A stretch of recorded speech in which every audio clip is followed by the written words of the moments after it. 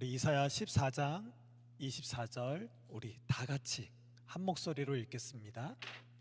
만군의 여호와께서 맹세하여 이르시되 내가 생각한 것이 반드시 되며 내가 경영한 것을 반드시 이루리라. 아멘. 오늘 말씀은 지난번에 이어서 웨스터민스터 소요리 문답 7문하고 8문입니다. 제가 문을 읽으면 또 함께 우리 답을 읽도록 하겠습니다. 하나님의 작정은 무엇입니까? 함께 읽겠습니다. 하나님의 작정은 하나님의 영원한 계획과 목적인데 하나님의 작정에 따라 하나님은 자신의 영광을 위해 앞으로 일어날 모든 일을 미리 정하셨습니다. 우리 소요리 문답 8문입니다. 하나님은 자신의 작정을 어떻게 실행하십니까? 함께 읽겠습니다. 하나님은 자신의 작정을 창조와 섭리의 사역에서 실행하십니다. 아멘. 우리가 지난번까지 하나님의 존재가 어떠함인지 그래서 삼위일체 하나님까지 저희가 나눔을 했고요. 오늘부터는 하나님의 사역에 관한 이야기입니다. 하나님이 계시다면 하나님은 어떤 일을 하시냐는 거예요.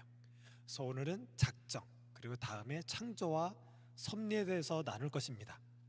이 역사 가운데서 하나님은 이 세 가지를 동시에 보여준 적이 있으십니다. 우리가 너무나도 잘 알고 있는 노아 사건이에요.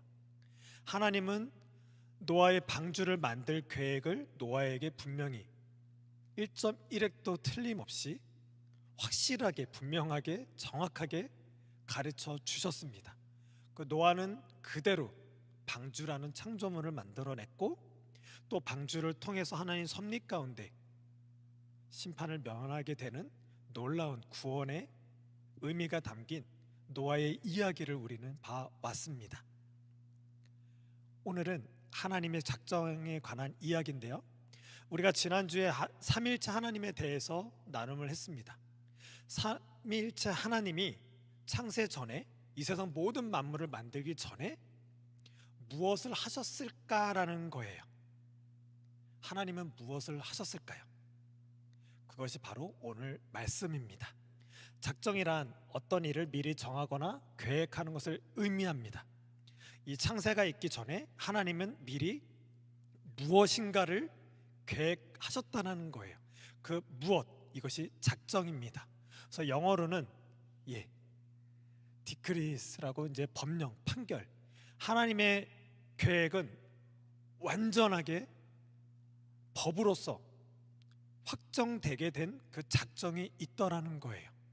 그것에 대한 답을 봤더니 하나님의 작정은 하나님의 영원한 계획과 목적인데 하나님은 계획을 세우시는데 영원한 계획을 세우신다라는 거예요. 근데 영원한 계획은 영원한 목적을 두고 계획하신다라는 거예요. 하나님의 목적은 영원 속에 있다라는 거예요. 그 작정을 아는 것이 중요하다라는 것이고요. 또 하나님의 작정에 따라 하나님은 자신의 영광을 위해 앞으로 일어날 모든 일을 미리 정하셨습니다. 하나님의 영광이라서 어떤 이기적인 하나님을 생각하기보다는 이 작정, 하나님의 계획을 통해서 하나님이 어떤 분인지를 알아보는 것, 이것이 하나님의 영광이라는 거예요. 하나님의 형상과 모양대로 만든 우리는 하나님의 형상과 모양대로 만들었다라는 가장 큰 그 목적, 이유는 뭐냐면 하나님의 형상과 모양을 알아볼 수 있는 존재가 되었다라는 거예요. 그리고 하나님의 형상과 모양을 다른 사람에게 나타낼 수 있는 존재가 됐다라는 거예요. 이래서 하나님의 작정을 통해서 하나님의 영광을 위해서 곧 하나님의 존재를 알아보고 하나님의 존재의 가장 큰 가치는 사랑인데 그 사랑을 온전한 사랑으로 함께 연합되는 것, 이것이 하나님의 영광을 위해서라는 것이에요. 그렇다면 이것이 무엇을 말하냐는 거예요. 하나님의 작정이 있다라면 이 창세가 있기 전에 하나님이 무엇인가를 계획했다라면 그 계획이 법적으로 완전히 판결된 것처럼 확정된 것이라면 그것을 우리는 무엇으로 알아야 되느냐는 거예요. 여러분,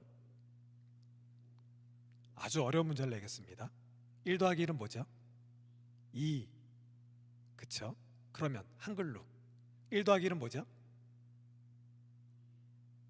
이거는 저기 뭐야, 민재 어머니가 잘할 것 같아요. 1 더하기 1은 매일 하시는 거죠. 야근이죠. 1 더하기 1은 1 더하기 1은 뭐죠? 3이죠. 그러면 1 더하기 1 더하기 1은 뭐죠? 이거는 우리 영조 형제가 잘할 것 같아요. 괄호죠. 그럼 1이 4개면 4.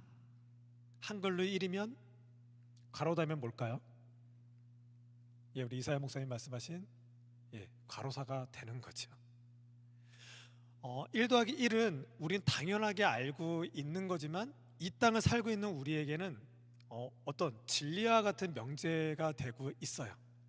하지만 1 더하기 1 한글로 된 거는 이 시대에서 바라봤을 때 끄떡끄떡하면서 맞아, 저게 진리지라고 해요.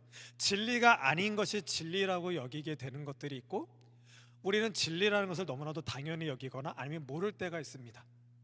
하나님의 작정이 이것과 같다라는 거예요. 하나님의 작정은 창세 전에 이미 결정해 두셨는데, 계획해 두셨는데, 영원한 목적을 두고 결정을 하셨는데, 그것이 바로 진리라는 거예요. 절대 변하지 않는다라는 거예요. 1 더하기 1이라는 건 이 땅에서는 우리가 적용해 살고 있지만 우리 사람이 정해놓은 거예요. 예를 들면 물이 몇 도씨 이상 되면 끓죠? 우린 100도씨라고 알고 있지만 정확하게 과학적으로는 100도씨는 아니에요. 어쩔 때는 100도씨보다 조금 모자라거나 조금 많거나, 하지만 우리는 보편적으로 100도라고 아는 거죠. 또 0도씨 이하로 가면 이제 얼음이 되는데, 우리는 어떤 수치로 사람들이 정해서 그 정도쯤 된다고 해서 그냥 100도, 0도 이렇게 말하는 것 뿐이에요. 그러니까 이 숫자들도 결코 완전한 진리는 될 수는 없어요. 그래서 우리가 어떤 과학이라든가 어떤 실험을 하거나 할 때 분명히 1 더하기 1은 2라는 것 때문에 적용이 돼서 이게 돼야 되는데 왜 안 되지? 이런 의문 가운데 있는 이유는 1 더하기 1은 2라는 게 우리가 정했지만 그게 완전하게 무엇인지를 규명해내기는 어려운 거예요. 하지만 하나님의 작정, 계획은 그런 오차도 없고 무한하고 영원하고 불변해요. 하나님은 스스로 세우신 계획을 변경하지 않으세요. 또 어떤 피조물에 의해서 변화도 되지 않아요. 실패도 없습니다. 그것이 바로 하나님의 작정이라는 거예요. 이 진리, 그래서 우리에게 이것을 가르쳐 주시기 위해서 하나님은 우리에게 진리로 말씀을 주신 것입니다. 우리 이사야서 40장 8절 함께 읽을까요? 시작. 푸른 마르고 꽃은 시드나 우리 하나님의 말씀은 영원히 서리라. 맞아요. 하나님의 작정, 그 작정을 알게 하신 하나님의 말씀, 이 진리는 결코 없어지지 않습니다. 영원합니다. 그 영원한 진리를 하나님은 분명히 세우셨어요. 그래서 이 진리에 대해서 알기를 원하고, 이 작정이 우리가 오해하고 있는 것들이 있습니다. 의문적인 게 있어요. 하나님이 이 땅에 오고 오는 수많은 영원부터 영원까지, 또 이 시간 안에 우리가 살고 있는 우리 과거, 현재, 미래 가운데 하나님이 모든 것을 다 작정하셨다라면, 이 작정 중에 하나님은 이 목사님 머리털까지도 다 작정해서 이렇게 심어놓고 계시는 거예요. 하나님 좀만 더 주세요. 자꾸 여기가 허옇게 되는데, 제가 30대 초반 31살 때까지는 머리를 좀 염색하고 다녔었어요. 와인색하고 갈색깔을 섞은 거를 어울린다 그래서 했는데 그때부터 탈모가 시작되는 거예요. 그러면서 신학교를 갔는데 그때부터 저는 기도를 엄청 했습니다. 가끔 청년들 만나면 배우자 기도 어떻게 해야 되죠? 저는 그때 어떤 기도했냐면, 주님 제발 결혼 때까지만 제발 붙잡아 주세요. 그렇게 기도를 했었어요. 아무튼 하나님은 머리숱까지도 세시는 분이고 그것을 작정하시는 분이라는 거예요. 우리가 지금 여기 앉아 있는 것도 하나님 작정 가운데 있는 거고요. 우리가 여기 와서 몰래 지금 방귀 낀 사람, 그 방귀까지도 하나님은 다 작정을 하신다라는 거예요. 이 땅에 어떤 것도 하나님의 작정이 아닌 것이 없습니다. 그러면 우리 기독교인들은 운명론자들인가요? 어쩔 수 없는 하나님의 작정 가운데 있는, 그럼 우리가 열심히 살 필요가 있나요? 하나님이 이미 작정하셨는데 우리의 의지는 필요가 있나요? 이런 의문 가운데 있을 수밖에 없어요. 근데 운명론적, 그러니까 하나님의 작정의 어떤 이론적인 데서는 운명론적으로 볼 수가 있지만 우리가 생각하는 운명론적하고는 많이 다릅니다. 예를 들면 제가 건대에 내려가 보셨나요? 건대 앞쪽에 가면 수십 개의 부스가 있는데 다 타로점 뭐 점쟁이들이 있는 그런 부스들이에요. 그들은 보면 다 운명론자들이에요. 타로점을 보든 어떤 점을 보든 뭐 관상을 보든 당신은 이런 사람이고 이렇게 살 수밖에 없고 뭐 애는 몇 명 가질 거고 뭐 앞으로 어떻게 될 거고, 그 커플들도 굉장히 많이 오거든요. 뭐 궁합부터 해서 모든 걸 다 봐요. 이미 당신들의 삶에는 이렇게 정해져 있다라는 거야. 그래서 둘이 만나는 게 맞는지 안 맞는지 운명론적으로 그걸 알아보기를 너무 궁금해하는 거예요. 근데 점쟁이가 보고 당신들의 미래에 뭐가 꼈어, 뭔가 안 좋아, 그래서 부적을 주거나, 그죠, 막 무당들은 구슬하거나 뭔가 운명을 벗어나갈 수 있고 비껴갈 수 있는 뭔가 솔루션을 제공해요. 엄청난 돈을 받고. 그거 굉장히 이상한 거예요. 당신의 운명은 이래, 미래가 이래라고 운명 완전히 이럴 수밖에 없다라는 것을 말해놓고 변할 수 없는 걸 얘기해놓고 그것을 변화시키기 위해선 어떤 공을 들어야 되고 부적을 사고 지니고 다녀야 되고 심하게는 구슬하고 뭔가를 귀신을 내쫓아야 너의 운명이 바뀔 수 있어라고 그래요. 운명 자체는 변하지 않는 거예요. 바뀌지 않는 인생을 얘기하는 건데 그것을 바뀌기 위해서는 뭔가 자기들이 만드는 뭐가 있어야 된다는 거예요. 굉장히 거짓되고 뭔가 말이 안 맞죠. 하나님의 작정은 그거랑은 다른 거예요. 하나님 분명히 우리의 모든 것을 작정하시고 영원부터 영원까지 그냥 한눈에 보고 계시는 거예요. 하지만 사람에게 자유의지를 주셔서 그 의지를 침해하지 않으세요. 굉장히 신비로운 것으로 우리와 함께 하시는 하나님의 작정이 있으세요. 신비입니다. 우리는 그 작정된가 우리의 의지가 침해되지 않는 상황에서 하나님의 작정이 어떻게 이루어지는가에 대해서는 굉장히 큰 신비예요. 그 신비를 믿는 게 바로 우리인 거죠. 그렇다면 그 의지 가운데 우리는 죄를 져요. 그럼 우리의 모든 삶이 다 하나님의 작정 가운데 있다면 그 죄 짓는 것까지도 하나님이 작정하셨냐라는 거예요. 근데 성경적으로는 그렇지 않더라는 거예요. 하나님은 거룩하신 하나님이에요. 하나님은 최고 선이신 분이시므로 죄를 조성하지 않으세요. 죄를 미워하시는 분이세요. 그럼 우리가 왜 죄를 지을까요? 하나님이 우리가 죄 짓는 거를 작정하지 않았다면 우리는 왜 죄를 짓느냐라는 거예요. 그것은 허용적 작정이라 그래요. 하나님이 그 죄를 싫어하지만 우리가 우리의 의지로 짓는 그 죄를 잠깐 허용하고 계시는 거예요. 우리가 당장 심판받고 지옥에 갈 수 있지만 하나님은 우리를 계속해서 참아내시고 관용으로 우리를 은혜 가운데서 두고 계시다라는 거예요. 이거에 대한 그 예가 바로 탕자의 비유예요. 그 아빠는 모든 재산을 둘째 아들에게 주고 그 타국으로 가는 그 둘째 아들을 보면서 그 둘째 아들이 어떨 거라는 걸 알아요. 그 하나님 아버지가 우리에게 자유의지를 주셨다는 건 모든 거를 우리에게 하나님처럼 될 수 있다는 그 사탄의 게임에 넘어갈 수 있을 정도로 어마어마한 것을 우리에게 의지를 주셨어요. 하나님은 우리가 죄 지을 것을 아신다라는 거예요. 하지만 하나님의 작정으로 그 둘째 아들이 아버지께 돌아오는 것처럼 우리가 돌아오도록 잃은 아들을 기다리시고 잃은 드라크마를 찾아내시고 잃어버린 한 마리 양을 찾아내시는 그 열심으로 하나님의 작정을 이루신다라는 거예요. 그래서 하나님의 그 작정 앞에서 하나님의 작정이 우리에게 어떻게 구원 역사를 이루시는지 그 은혜를 우리는 분명히 바라볼 필요가 있습니다. 그래서 그것을 위해서 예수 그리스도를 이 땅에 보내주신 거예요. 그래서 하나님의 작정 안에 놀라운 진리로 두신 우리에게 주신 은혜의 방편을 주신 하나님의 말씀을 우리는 분명히 봐야 되고 그 말씀 안에서 하나님의 구원의 작정이 있으신 그 예수 그리스도를 바라보는 게 너무나도 중요하다라는 것입니다. 그래서 이 예수님은 우리의 길이 되시고 진리가 되시고 생명이 되시는 거예요. 이 사진에 보면 감옥입니다. 우리는 아담과 하와의 죄로 말미암아 감옥에 쫓겨난 자들이에요.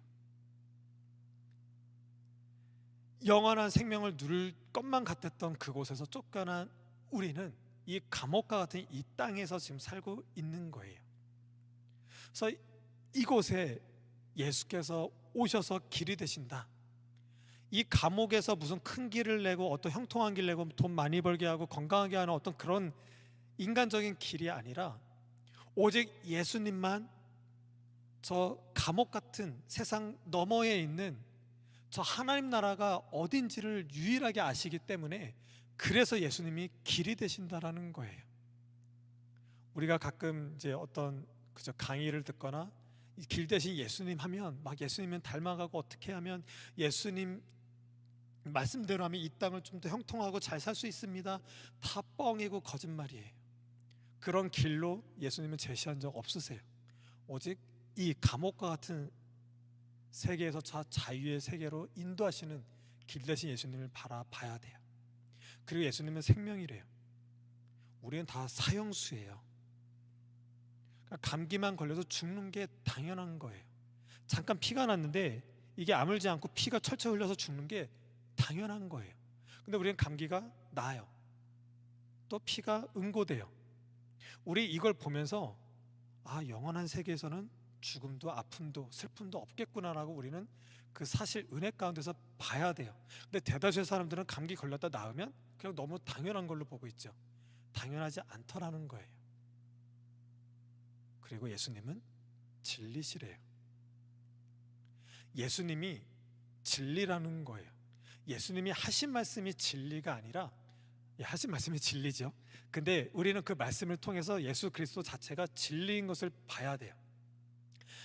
우리에게 주신 이 말씀은 어떤 철학이 아니라 어떤 자각하게 하고 깨닫게 하는 게 아니에요. 이 말은 뭐냐면 우리 기독교인들은 깨닫는 종교가 아니에요. 교회 가서 깨달아야 되는 거 아니에요? 아니에요. 기독교는 듣는 종교예요. 세상 사람들도 자각하거나 깨닫는 건 다 할 줄 알아요. 하지만 그것이 믿음이 될 수 없고 구원을 이룰 수 없어요. 그리고 우리가 교회를 다니면서도 말씀 갖고 깨닫게 되잖아요. 여러분들 봐봐요. 깨달음으로 지금 신앙생활이 잘 되고 있나요? 제가 20대 때 새벽 예배를 한 6개월 이상을 나갔을 때 왜 나갔냐면 하나님 말씀을 듣고 깨달아 봐야 그 깨닫지 못하는 걸로 살고 있는 내 자신이 뭐가 아주 진절머리가 난 적이 있어요. 그래서 교회에 가도 성경 공부도 안 하고 목사님 설교도 들으려고도 하도 안 했어요. 왜냐면 아무리 듣고 깨달아 봐야 나는 안 변하니까. 그래 뭘 듣겠어. 근데 그런 중에 교회 안 떠난 게 저한테는 은혜인데 한동안 정말 오랫동안 그랬어요. 그래서 새벽 예배 나가면서 어떻게 결판 좀 내야겠다 그랬는데 오늘 하나님이 깨달으면 안 되는데 깨닫게 해주셨어요. 충서봐 너 왜 그러니? 그래서 저 안 깨달아봐야 깨달아봐야 변하지 않는 제 모습 봐가지고 진절머리 났어요. 막 이렇게 기도하고 있는데 하나님이 누가 너더러 깨달으래? 이러시는 거예요. 네? 깨달아야 되는 거 아닌가요? 깨닫지 말고 제발 내 말 좀 들어라 이러시는 거예요. 기독교는 깨닫는 종교가 아니라 듣는 종교예요. 우리가 여기 교회에 와서 예배드리는 이유가 깨달아서예요? 들어서예요? 들어서예요. 그렇죠? 이건 절대적인 하나님의 절대적인 말씀 가운데 우리는 순종하고 지금 들어서 온 거잖아요. 그래도 우리가 예수를 믿고 교회를 나오면서 이렇게 예배 가운데 있고 그래도 그리스도인으로 살고자 하는 이 마음, 이런 열심 가운데 그래도 의지로 나아가려고 하는 것은 다 깨달아서 아니에요. 분명한 하나님의 음성을 들었기 때문에 그 말씀 가운데 나가려고 하는 그 의지로 그 행동으로 이렇게 있는 거죠. 우리는 듣는 종교예요. 이 듣는다는 건 뭐냐면 말씀을 오신 예수 그리스도를 봤기 때문에 그런 거예요. 감옥 같은 이 땅에 예수 그리스도가 오셨고 그 예수님을 보는 것, 그게 진리라는 거예요. 그래서 우리는 그 예수 그리스도를 알아보고 자유케 됨을, 구원받았음을 노래하는 거예요. 우리의 진정한 자유는 바로 진리를 아는 데 있어요. 그래서 하나님의 이 작전 교리를 알아듣고 이해한다는 게 굉장히 중요합니다. 하나님의 진리와 관련되기 때문에 그래요. 그래서 우리는 말씀을 봐야 해요.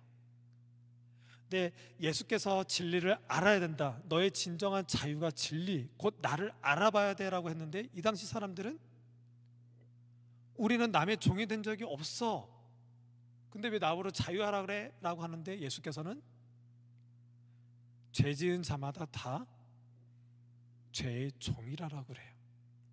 이 당시 유대인들은 자기네들이 이 감옥 안에 있는 걸 도무지 모르는 거예요.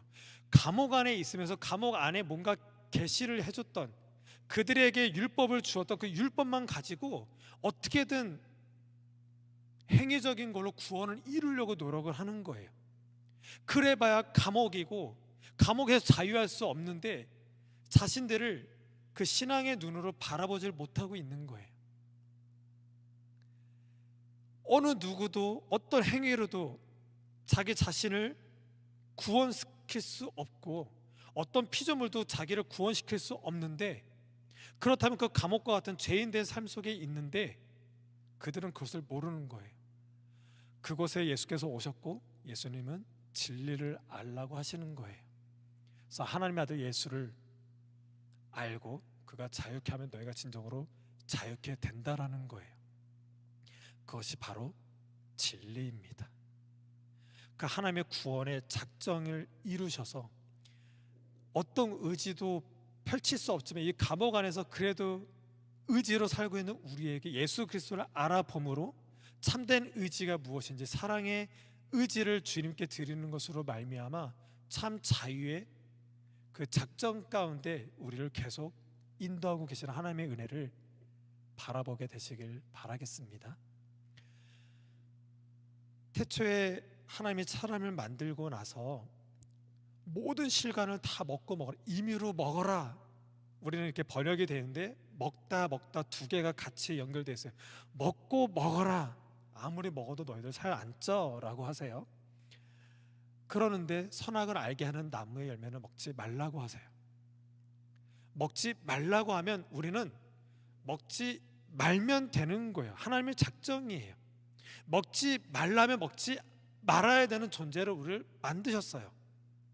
우리를 이 땅에 있는 모든 피조물들처럼 만드신 거예요. 빛이 있으라, 그냥 있으면 되는 거예요. 궁창이 있으라, 그냥 그렇게 되면 되는 거예요. 하나님의 작전 가운데 그렇게 계획대로, 그렇게 창조하신 대로, 그 창조의 목적대로 이 모든 우주 모든 만물은 말씀하신 대로 있고, 그냥 그렇게 되고, 되는 대로 그냥 하나님이 뜻하는 그 때까지 그냥 있으면 되는 거예요. 이와 마찬가지로 사람도 먹지 마 하면 그냥 먹지 말면 되는 거예요. 하지만 하나님은 너희가 먹는 날에는 하나님의 말씀에 대해서 거역하고 거부할 수 있는 존재까지도 우리를 만들었다라는 거예요. 로봇가 아니라는 거예요. 우리가 저 하늘, 바다, 나무들, 숲들, 저 광활한 대지 다 로봇이에요. 하나님의 계획대로, 그 작정대로 그냥 창조된 채로 그대로 되고 있으면 되는 거예요. 하지만 하나님이 사람은 먹지 마 하면서 이 세상 모든 피조물을 로봇처럼 만들 수도 있었는데 로봇으로 만들지 않고 의지를 주셔서 하나님께 진짜 사랑의 교제를 나눌 수 있는 존재로 만드셨다라는 거예요. 하나님은 사랑이신데 사랑이 사랑을 만들고, 그 사랑의 의지로 내가 너를 너무 사랑하는데 너가 너의 의지로 나를 사랑해 주길 바래, 그 참된 사랑, 그 영광된 안에서 너희들과 내가 있기를 원해, 그 의미에서 선악과를 주신 거예요. 하지만 하와와 아담은 그 의지, 사랑에서 그 사랑을 거부하게 됐죠. 그래서 우리는 이 감옥과 같은 이 땅에 우리는 살고 있게 된 거예요. 우리의 의지는 의지라고 말할 수 있는 존재가 아니에요. 이미 선악과를 따먹음으로 우리의 의지는 아무 쓸데기도 없는 어떤 작용도 할 수 없는 어떤 유효하지도 않는 그런 의지 가운데 놓여지게 된 게 우리의 의지예요. 하지만 이런 그래도 어떤 가능성 있는 의지 가운데 예수 그리스도를 보내주셔서 그를 알아보고 다시 한번 아담과 하와가 잃어버렸던 그 사랑을 다시 한번 회복하고자 예수 그리스도를 알아보고 그 예수께 우리의 의지를 들여서 참으로 사랑으로 나아가길 원하고 계세요. 그 작정 가운데서 우리가 있더라는 거예요. 그 작정을 아시게 되길 원하고 우리의 참된 이 의지를 하나님께 온전히 사랑하는 것으로 의지를 드리는 우리가 되기를 바라겠습니다. 오늘은 이렇게 웨스트민스터 소요리문답 7문과 8문에 대해서 나눔을 했습니다. 하나님은 작정하시는 분이에요. 그렇게 될 것을 분명히 계획하시고 그렇게 창조하시고 섭리 가운데 운행하고 계세요. 어떤 한 집을 짓는다고 하더라도 계획함이 있어야 돼요. 집이라는 창조물이 있어야 되고 이 집이 집 다음으로 있어야 되는 그 섭리 가운데 운행이 되어 있어야지만 완벽합니다. 이 완벽하신 하나님이 우리의 하나님이에요. 무한하시고 영원하시고 스스로 변경도 하지 않으시고 실패도 없으시고 세상 무엇에서도 변화되지 않는 하나님의 작정이 있습니다. 그 작정 가운데서 우리를 선택하시고 우리를 붙잡고 계세요. 우리의 의지를 침해하지 않으시고 우리로 하나님의 작정 가운데 계속 두고 우리를 구원해 주고 계십니다. 작정은 이 시간에도 유효해요. 우리는 날마다 힘들고 어렵고 괴롭고 스트레스 쌓이고 마음에 안 들고 많은 것이 힘들지만 계속 신앙의 눈으로 계속 돌아와야 돼요. 진리신 예수 그리스도를 봐야 돼요. 그러기 위해서 우리는 계속 말씀을 봐야 돼요. 일용할 양식을 주신 그 성경 말씀을 계속 봐야 나를 향한 하나님의 작정이 보이는 거예요. 그때서야 비로소 우리는 신앙 고백을 하게 됩니다. 그 신앙 고백은 하나님은 하나님이라는 거예요. 하나님은 하나님이세요. 이 신앙 고백이 됨으로 인해서 우리의 삶이 회복이 되어지고 넘어지면 다시 일어나는 거고 그냥 가만히 서 있기보다는 달려 나아갈 수 있는 원동력이 됩니다. 하나님의 작정이 우리를 붙잡고 있어요. 이 강하신 오른팔을 꼭 의지하시길 바라고 그 흔들림이 없는 그 오른손을 꼭 기대시길 바라겠습니다. 우린 날마다 매 순간마다 흔들리잖아요. 나를 붙잡고 있는 이 견고한 손을 꼭 붙잡길 바라요. 마지막으로 비유 하나만 하겠습니다. 우리의 악수는 이렇게 하잖아요. 근데 하나님과의 악수는 바로 이거예요. 하나님은 태초부터 우리를 붙잡고 계세요.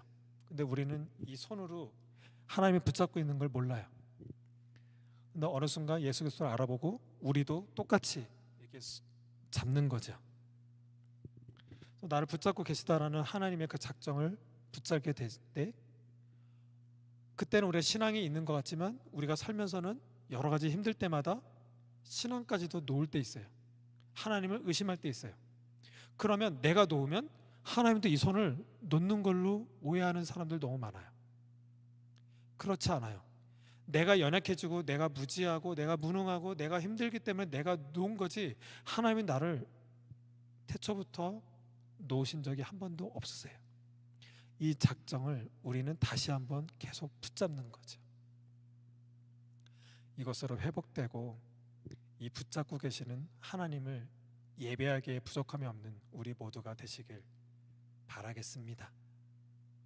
하나님이 작정 가운데 참 은혜롭구나, 이것이 우리의 참 평강이구나 라고 고백되어지는 우리 모두가 되길 예수님의 이름으로 축복합니다. 기도하시겠습니다.